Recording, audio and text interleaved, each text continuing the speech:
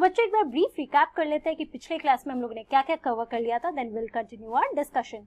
तो last class में बच्चों हम लोगों ने, अगर आपको याद होगा, तो हम लोगों ने different ways to conserve soil के बारे में पढ़ा था, राइट। डिफरेंट फार्मिंग टेक्निक्स की हम लोग जो फॉलो कर सकते हैं to conserve and to maintain the fertility of soil.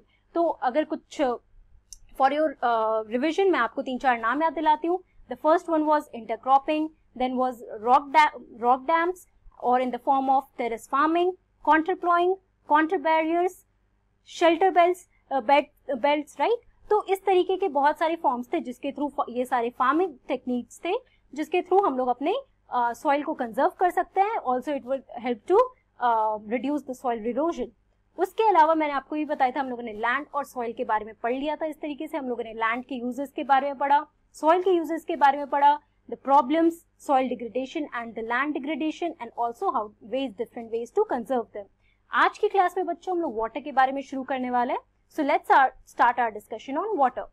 तो सबसे पहले हम लोग देखते हैं some of the major facts related to water, as in कितने परसेंट में हमारे अर्थ सरफेस पे वाटर अवेलेबल है। Also we are going to talk about the different forms and different sources that are present on our earth surface. Okay, अब हम देखते हैं। So water is a vital renewable natural resource. Obviously ये आप लोगों ने first chapter में ही पढ़ा था। That is one of the most important natural resource for us. It is the basic necessity of life, right. जब भी आपको प्यास लगती है तो one thing that you want always is water. फिर आप डोमेस्टिक पर्पसेस के लिए हमेशा जितनी भी चीजें करते हो, cooking, bathing, brushing your teeth, you know, and cleaning और वॉशिंग योर डिशेज, तो ये सारी चीजें, हर चीज में वाटर की रिक्वायरमेंट होती है, right. So it is one of the most important renewable natural resource that can be renewed again and again. Also 3/4 of the earth's surface is covered with water. It is therefore appropriately called the water planet. तो बच्चों आप लोगों ने land के case में देखा था that 1/4, that is 30% of earth surface is covered with land. Okay? लेकिन हमारा अर्थ सरफेस जो है 3/4 एरिया जो हमारे अर्थ सरफेस का, that is covered with water.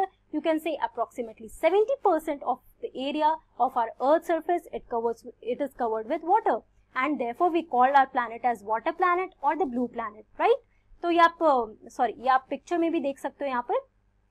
Earth the water planet is unique, right. इसको हम लोग ब्लू प्लैनेट भी कहते हैं। अगर आप स्पेस से देखो तो हमारा अर्थ इस तरीके से लगता है। You can see the major portion here is blue and you can see the colour blue quite well. Okay, तो ये सारा ओशंस या फिर वाटर जो हमारे अर्थ सरफेस पे अवेलेबल है, ये सारा वाटर हमारा है, राइट। अब हम लोग देखते हैं कौन कौन से फॉर्म्स में प्रेजेंट है, right. So let us look at some of the facts about water.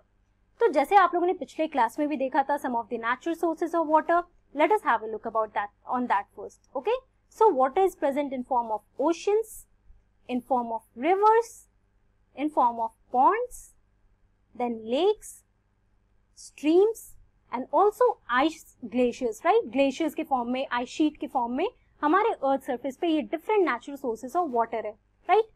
अब हम देखते हैं कितना परसेंटेज ऑफ ओशन वाटर और the fresh water is available on our earth surface. Okay, तो बच्चों 97% जो हमारा अर्थ सरफेस पे जो वाटर है, तो 97% उसमें से ओशियन वाटर है, राइट। और फ्रेश वाटर की अवेलेबिलिटी कितनी है? Only 3%। Now you can imagine कि फ्रेश वाटर कितने, अगर आप टोटल परसेंटेज में देखो तो सिर्फ 3% है हमारे अर्थ सरफेस का बच्चों जो कि फ्रेश वाटर है, राइट। अब फ्रेश वाटर में डिफरेंट कैटेगरीज कौन से हैं वो हम देखते हैं। या ग्लेशियर्स के फॉर्म में देखो 70% है। अंडरग्राउंड वाटर, जो वाटर ग्राउंड के अंदर रहता है, that is stored for future purposes, right, वो हमारा 29% है।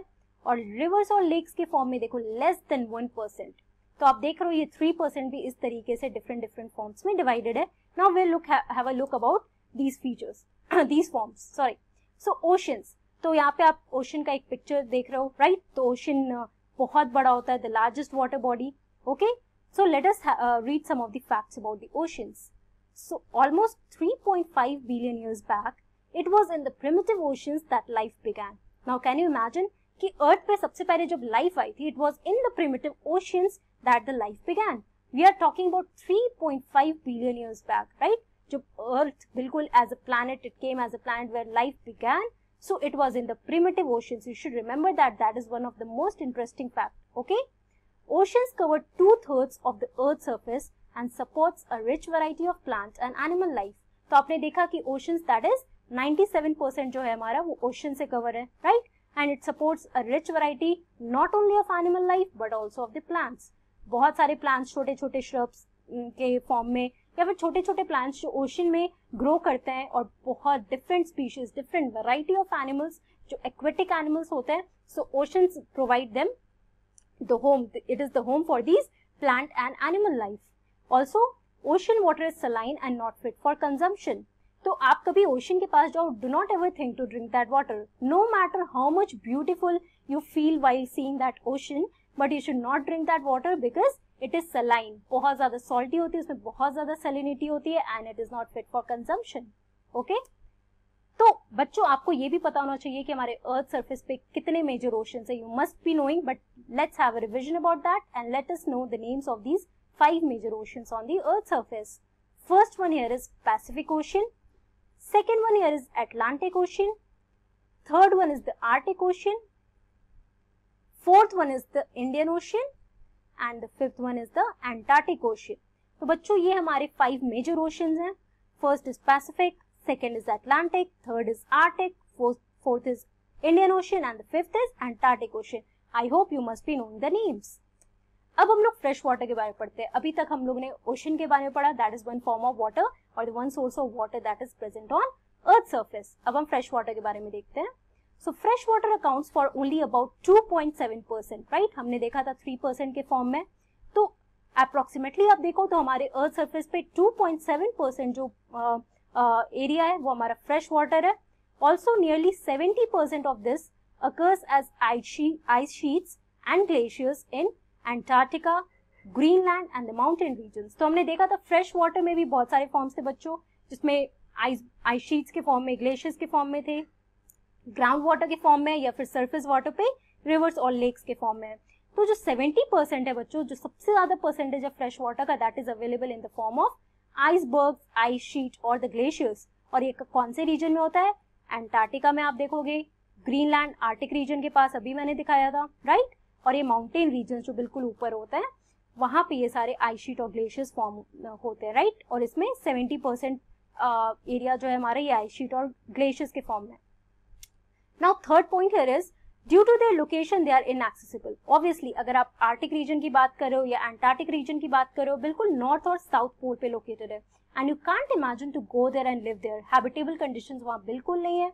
वहाँ पे बहुत कोल्ड क्लाइमेट, टेम्परेचर बहुत कोल्ड क्लाइमेट होता है, बिल्कुल माइनस में टेम्परेचर जाता है. तो आप बिल्कुल वहाँ पे obviously if you want to go there, you can't go there, you can't go and live there, right. तो वहाँ पे जो भी फ्रेश वाटर अवेलेबल है that is not accessible to us, right. Also, let us see that fresh water is the most precious substance on earth, correct? Water can't be added nor subtracted from the earth. Total volume remains constant. तो बच्चों एक बात और दिमाग में रखना कि water it can't be added or subtracted, right?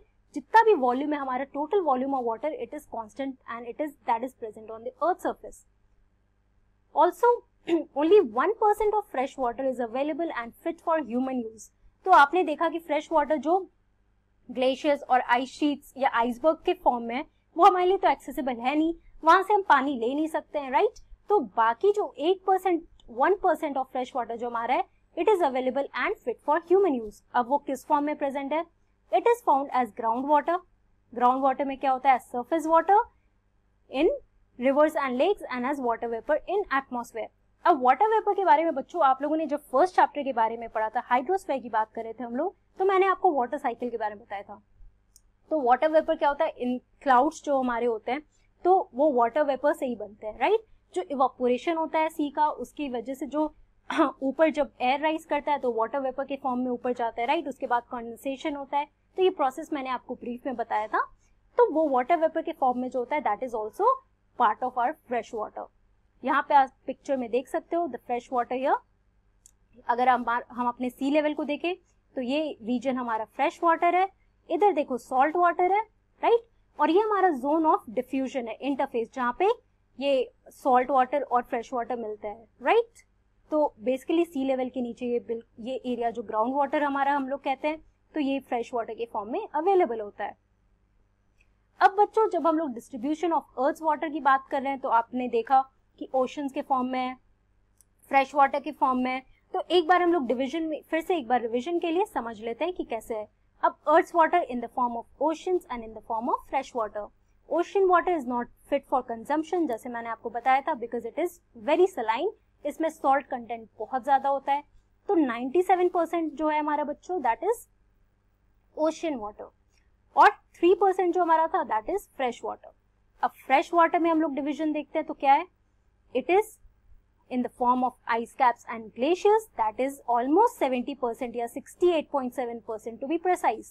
तो आप लोग इतना, अगर आप परसेंट में जितनी वॉल्यूम की हम लोग बात करें, अगर आप इसमें कंफ्यूज हो रहे हो तो आप लोग बस याद रखना कि fresh water is present in which forms and you should know the names. You should know about the ice caps, you should know about the glaciers, then the ground water जो कि अर्थ सरफेस के सी level के नीचे जो water restored रहता है, that is for future purposes, right. तो ground water कितने परसेंट में है, इट इज 30.1%। और हमारा अदर्स में आता है सरफेस वाटर, राइट। अब हम सरफेस वाटर की जब बात कर रहे हैं तो उसमें हम क्लासिफिकेशन देखते हैं। इट इज सबसे ज्यादा आप देखो लेक्स में 87%, रिवर्स में देखो 2%, स्वैम्स जो छोटे छोटे होते हैं, राइट, स्टिल वाटर ये सब जो होते हैं 11% में, राइट। तो आप ये 3 फॉर्म्स में हमारा फ्रेश सरफेस वाटर है। तो हमने क्या क्या समझ लिया बच्चों आज की क्लास में, हमने देखा है सबसे पहले water, that is the most vital important natural resource for us. Apart from that, we saw that there are different sources of water, and what are the different sources of water? They are in the forms of oceans, in the form of iceberg, or the glaciers, or lakes, rivers, groundwater, right? Streams, ponds. तो ये हमारे different sources of water है। Then we talked about there are main 5 major oceans. सबसे पहला है Pacific Ocean, then the Antarctic Ocean, Arctic Ocean, Indian Ocean, right? तो हम लोगों ने ये सारे different oceans के बारे में देखा। उसके बाद हमने क्या पढ़ा कि जो हमारे अर्थ सरफेस पे ओशन वाटर है that is in the form of saline water and it is not fit for consumption, right. और जो फ्रेश वाटर अवेलेबल है वो हमारा 3% है, that is in the form of glacier और द आइसबर्ग्स और द आइस शीट। तो ये बेसिकली आर्टिक रीजन में नहीं तो एंटार्क्टिक रीजन में, और ये हमारे लिए एक्सेसिबल नहीं है, राइट। तो जो एक्सेसिबल वाटर है वो है हमारा सरफेस वाटर, नहीं तो ग्राउंड वाटर। और सरफेस वाटर में आपने क्या पढ़ा, रिवर्स, लेक्स, स्ट्रीम्स, स्वैम्प्स, ये सारे फॉर्म में हमारे सरफेस वाटर है। Ground water that is almost 30.7% to be precise, right. तो अब हम लोगों ने इतने बेसिक कॉन्सेप्ट ऑफ वाटर पढ़ लिया है। नेक्स्ट क्लास में we are going to talk about the water cycle, the process of water cycle, right. जो हमने पढ़ा, one of the most important part here is to remember that water, the volume of water it remains constant, right. जो volume है वो ना add हो सकता है, वाटर की क्वांटिटी ना ऐड कर सकते हैं ना सबट्रैक्ट कर सकते हैं, लेकिन ये प्रोसेस जो है हमारा, ये वाटर साइकिल के प्रोसेस में ये वॉल्यूम इंक्रीज और डिक्रीज होते रहता है। This is the natural phenomena which we are going to discuss in our next class. Then we are going to talk about the problems related to water availability, okay. तो ये हम अपने further class में continue करेंगे। That's all for today. I am going to meet you in the next class. Till then take care and thank you very much.